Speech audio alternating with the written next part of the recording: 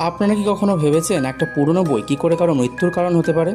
আজ আমি কথা বলবো অর্ক চক্রবর্তীর চন্দ্রগ্রাসী বইটি নিয়ে। নবনীল শহর। আপাত দৃষ্টিতে শান্ত এই শহরে শুরু হয় ভয়ানক এক খুনের সিরিজ। প্রতিটি খুনের ধরন একই, মাথা বিচ্ছিন্ন মৃতদেহ। পুলিশ তদন্তে নামে, কিন্তু যত জট খোলে ততই রহস্য বাড়ে। এর পেছনে কি আছে কোনো বিজ্ঞান, নাকি কোনো প্রাচীন অতি প্রাকৃত অভিশাপ? ভ্যাম্পায়ার আর প্রাচীন ইতিহাসের এক অদ্ভুত মিশেল এই চন্দ্রগ্রাসী।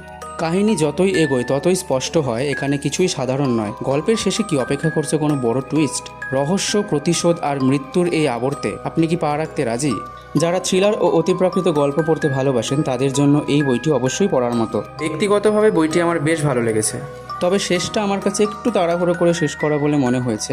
যদিও এটি সম্পূর্ণ আমার নিজস্ব মতামত, আপনার কাছে ভিন্ন লাগতেই পারে। লেখকের কল্পনা শক্তি ও গল্প বলার ধরন সত্যি প্রশংসনীয়। বইটির ইলাস্ট্রেশনগুলিও খুবই সুন্দর এবং পরিবেশ তৈরিতে সাহায্য করেছে। পেজ কোয়ালিটি ও বাধাইও যথেষ্ট ভালো। বইটি আসছে বুকলুক পাবলিশিং থেকে এবং এর মুদ্রিত মূল্য 380 টাকা। বইটি পাওয়ার পর আপনার কেমন লাগলো জানাতে ভুলবেন না কমেন্টে।